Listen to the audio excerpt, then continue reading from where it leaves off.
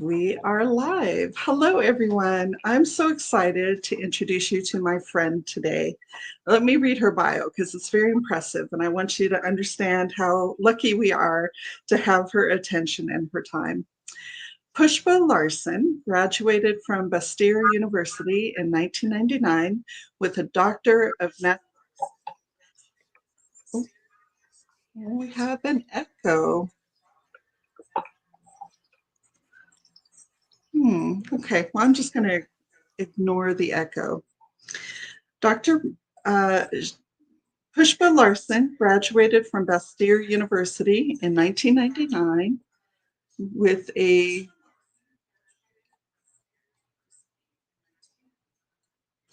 I'm looking for the YouTube that's open somewhere on my browser. Why are we getting that echo? I'm sorry, guys. Let me. I'm sorry,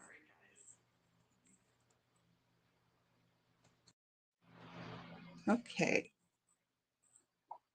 All right. There we go. Now it's gone. Sorry about that. Pushpa graduated with a Doctor of Naturopathic Medicine degree, or an ND, and a certificate in naturopathic midwifery. In May of 2000, she completed a year-long professional certificate program in spirituality, health, and medicine. That's beautiful.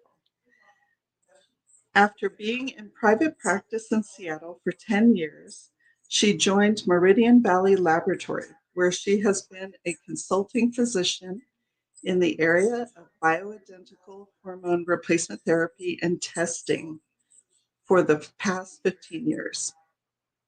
She's in the process of reopening her private practice with an emphasis on vibrational medicine, which is what we're talking about today, in its many forms. She has provided continuing education to functional medicine practitioners via webinars, conference presentations, and articles, and really considers herself to be an educator as much as she is a physician, which is wonderful. It makes you perfect for this discussion. Dr. Larsen has done additional training and certification coursework in Reiki, sound healing, flower essence therapy, and ceremonial cacao. She is currently completing training in Yoga Nidra and has started a program of study in internal family systems therapy. Breathwork and psychedelic assisted therapy are her next areas of exploration. Pushpa says there is so much to learn about how we heal and how we can support the emergence of each person's intrinsic healing nature. I am inspired by the possibilities. And so am I. And that's why we're having this conversation. So welcome, Pushpa. Thank you for coming. Okay. Am I unmuted now?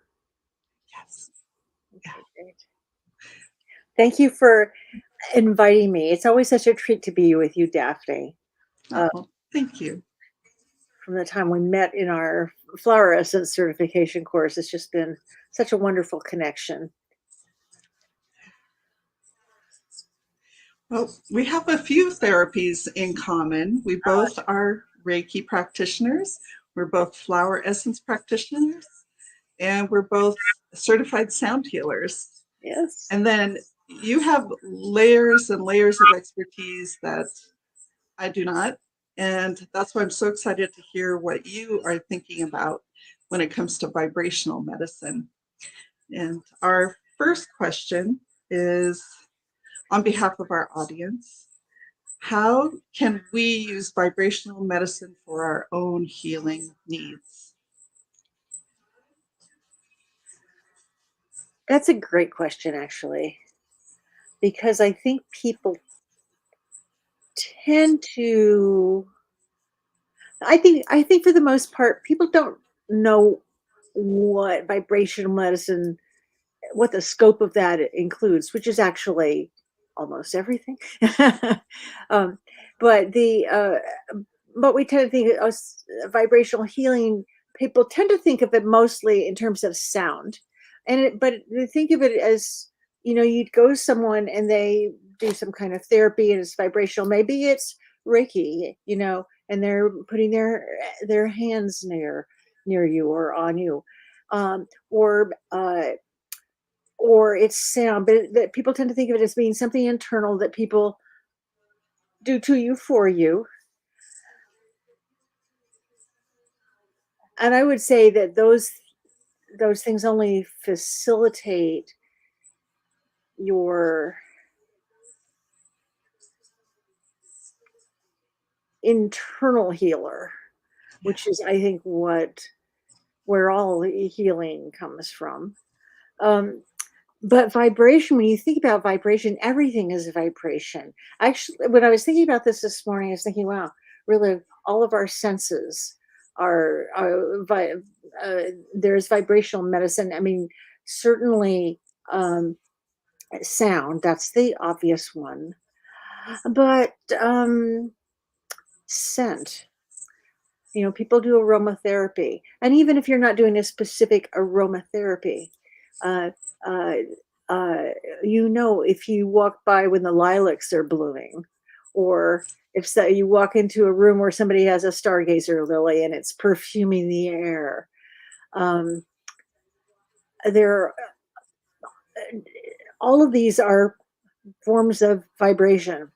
And visual color, is so there are so many tools and so many ways to access vibrational medicine. And then what you were saying when we were speaking about this before we started about words. You were talking about writing a meditation or some guided imagery, which is something I've worked a lot with also. Uh, pardon me, I'm so sorry. Um, in our sound healing training, I know you remember one of the first books we read, the like one of the first laws of, if that's what he called it, of sound healing, was that um, vibration plus intention Yes. equals healing, right? Well, when I read that, I thought, well, of course, now that's why does prayer work? You know, there's a vibration, whether you're speaking it out loud or whether you're speaking it internally, you're still generating a vibration, and there's definitely an intention that goes with it. And in terms of how, and that actually is something that comes into play every day with all of us, but oftentimes in an unconscious way. All of the ways,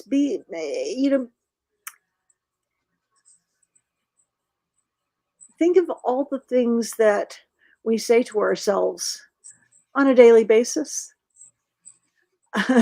sometimes multiple times a day, about who Mhm. we are or where we're falling short or how we should be better. And it's like a constant, this is that's like a really major way we can actually do vibrational medicine with ourselves, is starting to become aware of the degree to which we do that. Because I know that, I mean, life is so fast, and our thought processes and our habitual thoughts, all of that is happening so fast, with our conscious awareness focused on, this email I need to get out to somebody, or, getting the dishes washed, or whatever, our conscious awareness, we are not necessarily paying attention to all those other thoughts and things. And yeah, they have power over us. I mean, I wouldn't say that they have power over us. I would say we, it is it's one of the things, one of the places we can uh, um, kind of get our hands on the controls. Yeah. Because it is so powerful. It's like, in the beginning was the word, Yes.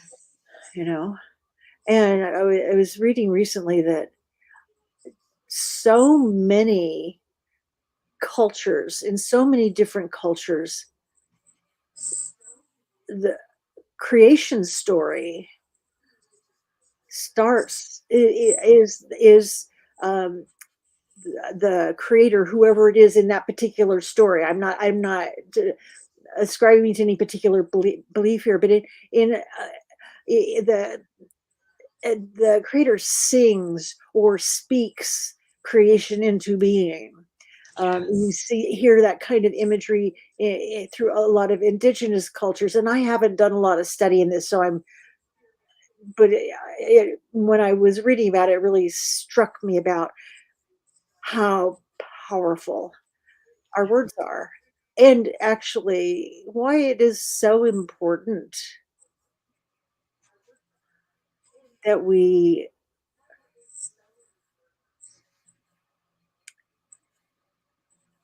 use our words consciously and intentionally. I mean, we can see in our culture the degree to which words are just lowering the vibration. So I would say that vibrational medicine is anything that raises your vibration. And that could be that you go to a practitioner and they do something with you and it raises your vibration. You feel better when you leave. But it could also be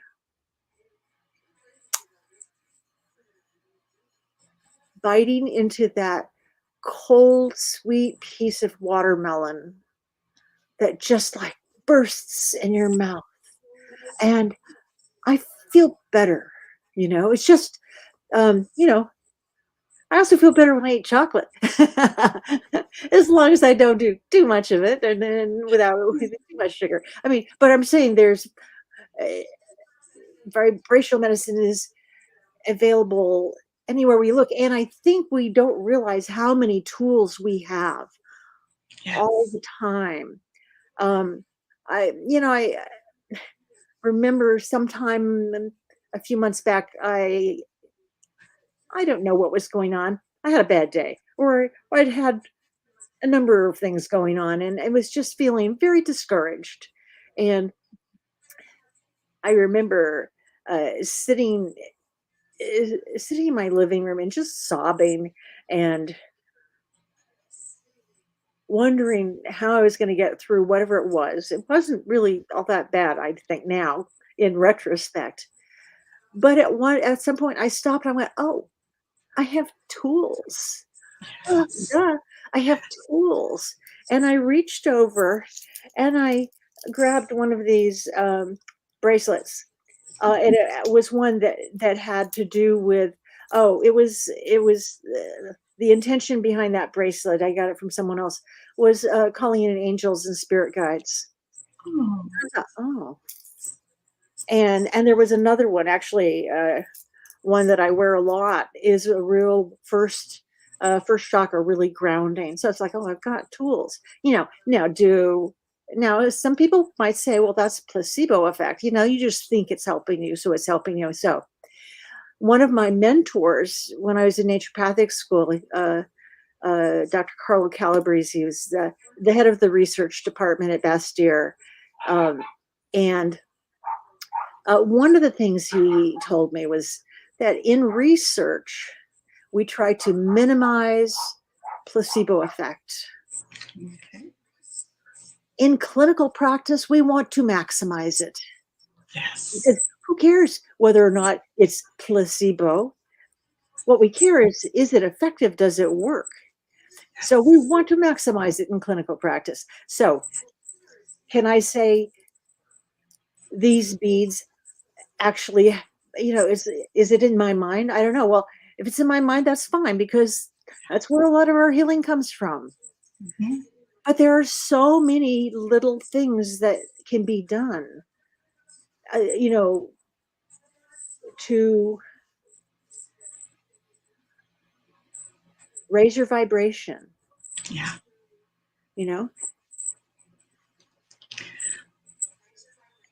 We were doing some breathing beforehand, and yeah, that's one of the things. But one of the um, things when I'm feeling stuck, now I don't always happen to think of it because I'm not really good at actually remembering to do all this stuff for myself. I think most of us aren't really best at that because we're not trained in it. We don't learn it from the time we're growing up, which we should be teaching this to children. But, you know, so there are things that can really help when energy is stuck, like rattles. Really really help break up stuck energy. And if it's really stuck, Move it. Yeah. That is so cool. I know, I just love this. Oh, I love the sound of that.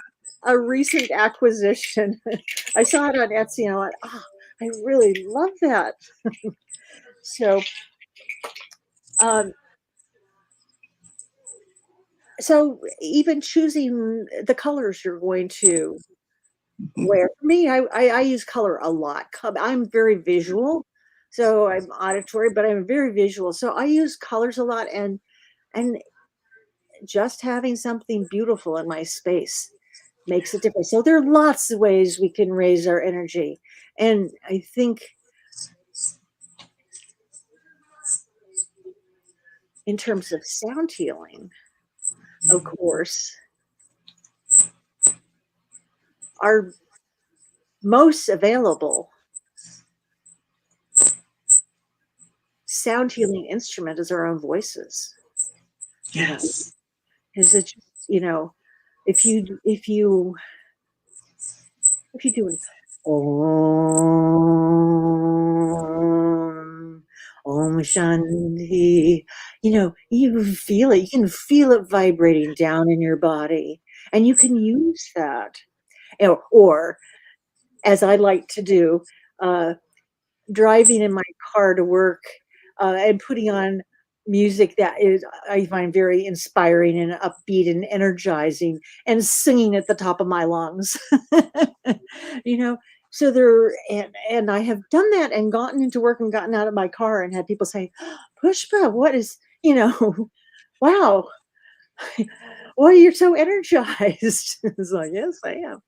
So I think that vibrational medicine is in so many I so many things around. There's so many ways to shift our energy. As I said, food, it can be a way to shift our energy to the better or for the worse. I love how you bring in all of the senses because you're right. Usually we think of vibrational medicine through the ears, Uh-huh, but you brought in the sight of colors, you brought in the taste of food, you brought in the feeling of vibration in the body when we use the voice. I love that. Oh, and aromatherapy. uh-huh. So, yeah, I love that. Well, let's move on to our second question. What is most promising about vibrational medicine, in your opinion? I feel like you've touched on some of it in that it's very accessible and we can help ourselves with it. But what what's on the horizon? Well, among all the uh, vibrational uh, medicine tools and playthings I have, I don't have a crystal ball. So I can't tell you. But let's see, what do I see as promising? Well, I think what's promising is the awareness and that so much research is beginning to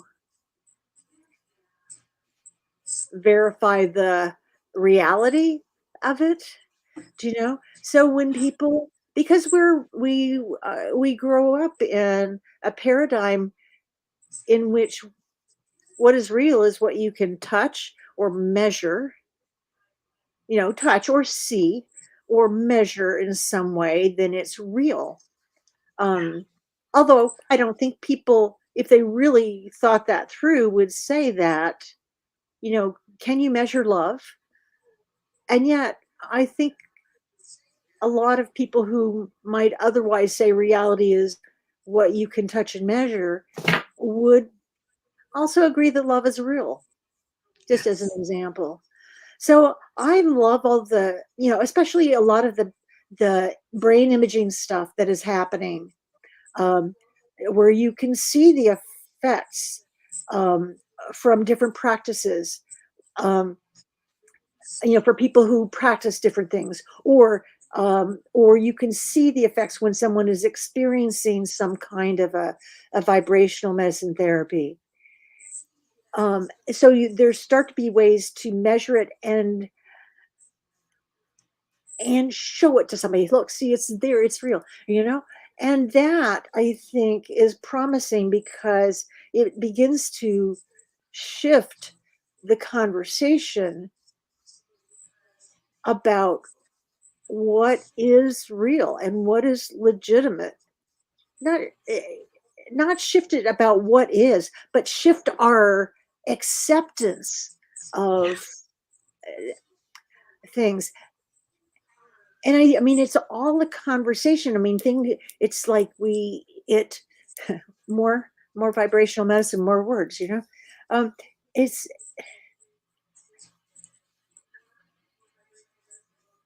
here's an example of what I mean, and this is kind of seems like going a little far afield here.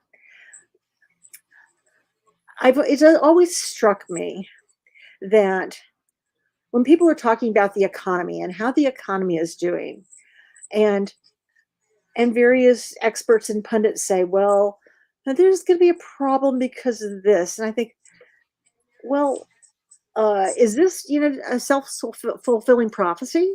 The more we keep saying it's going to be a certain way, or we're concerned about this happening, the more people who are listening to and uh, that conversation, it's going to change their behaviors. It's going to change where they spend money, how they save money. I mean, it's going to shift things. Our conversation shifts things. Yeah. So that's, like I said, a little far afield from vibrational medicine, but it's the same kind of thing, that the conversation we have about this is uh, fundamental. It's the container in which all of this gets to occur. So I think those kinds of research that make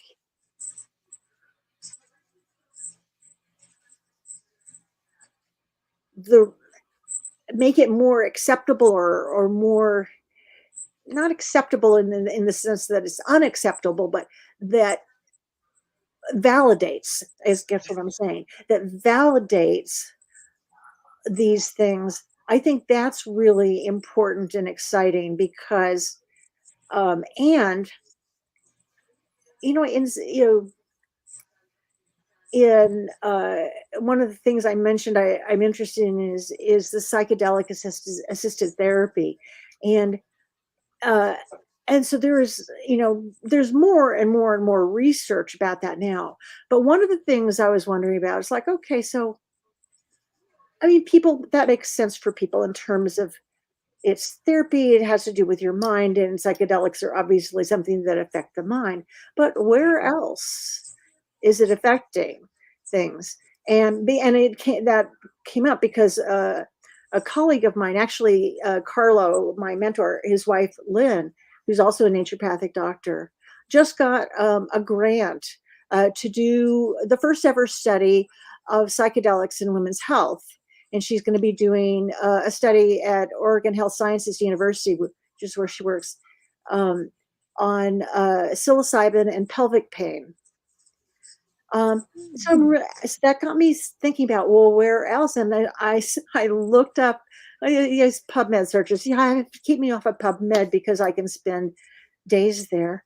Um, uh, but I found this article that is like has a table that goes on for pages of ways that uh, psychedelics can affect physical conditions, which makes sense if you think that it's all connected. It is.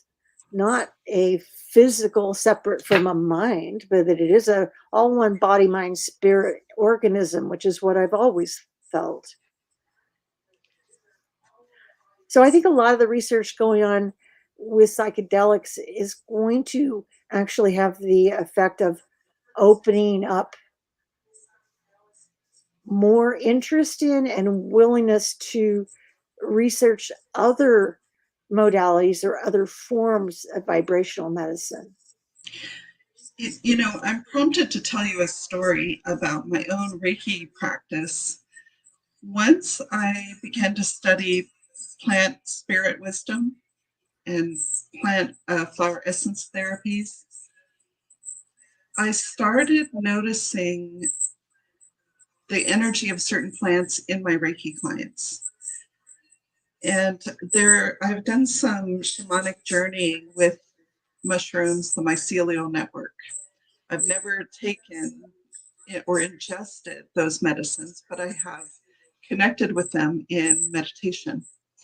And so when my clients start microdosing, I'm sensing it in their field when I'm working with them with Reiki. Ah, And I'm sure they don't like me to, I'm not trying to invade their privacy, but I have to ask, are you aware of how pervasive this effect is on your energy system? You know?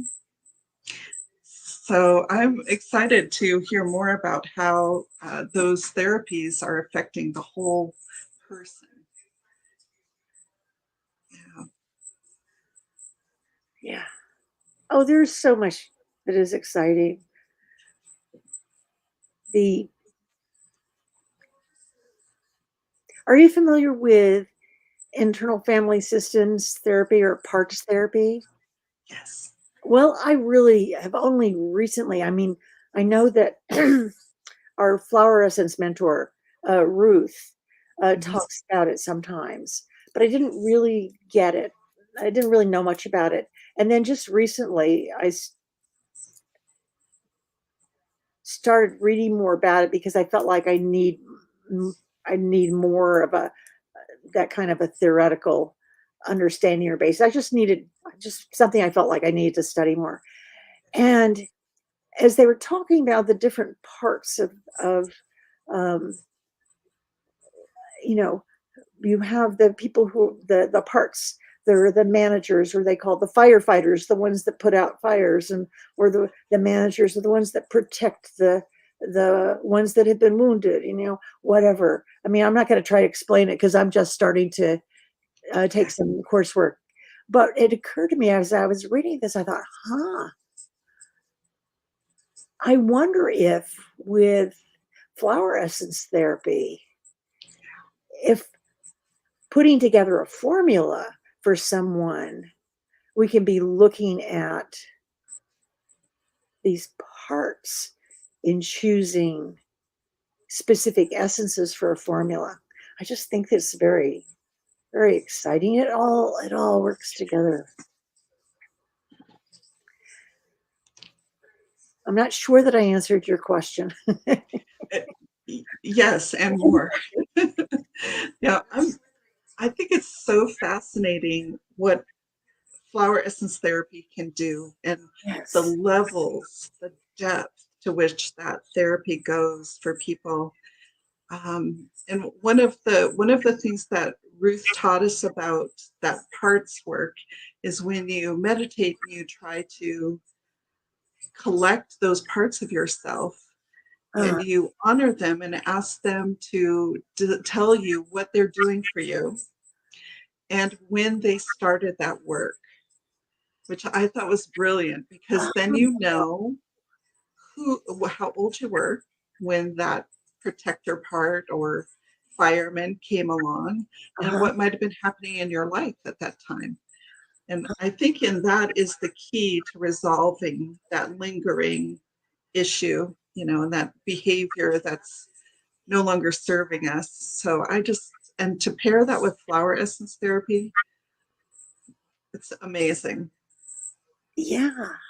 The So we were talking about these different modalities of vibrational medicine. We're talking about a lot of like the senses, but also I wanted to say, and I'm glad you brought it back to this, that there are more subtle, more and more subtle uh, um, layers, levels. I'm not sure what the right terminology would be of, and flower essences are very subtle, you know, and they're operating, I would say, at the level of thought, or so but powerful, really powerful. Mhm. And gentle. And gentle. Yeah. Gentle, although I would say the first formula that Ruth made for me, uh, I would say the most accurate way to say it is it kicked my butt. But I mean, but there was a gentleness to it. It was like it immediately brought up things that I went, oh, I wouldn't have said that about myself. I don't think I actually like this aspect of myself. I don't, and really, but what I saw was that it was bringing it all, and I kept seeing all the ways that I, acted in a way that were not consistent really with my values and whom I want to be, but were clearly deeply ingrained.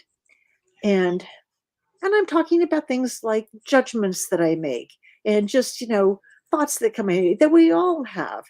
But I started seeing it more. And as I saw it, so it kicked my butt in that way because, like, oh man, I don't really like this person so much. But I also could recognize that this is all coming up for healing. It is revealing something that allows it to be released. Uh, so anyway, when you said gentle, I was thinking about that first formula. It's like, oh, it wasn't. Well, It was. I'm sorry. we're bringing it full circle because for instance, when I create a formulation on of flower essences for someone, my intention around that formula is that it's going to deliver the experience that's at the exact right level of intensity for their system right now. So we're circled back to intention plus frequency Right. equals healing. Yeah, Right. wow. Well, Pushpa, I could talk to you for hours, but we are limited on this channel to, about a half hour. So I want to ask if you have one last gem, one last piece of wisdom to offer our audience about vibrational medicine.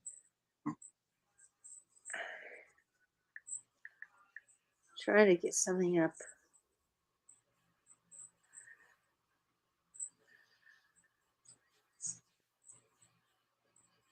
I think I kind of want to go back to where I started also about that vibrational medicine is everywhere, and vibration is the substance of the universe. The universe, everything that is made up of energy, and with that, and so going back to that,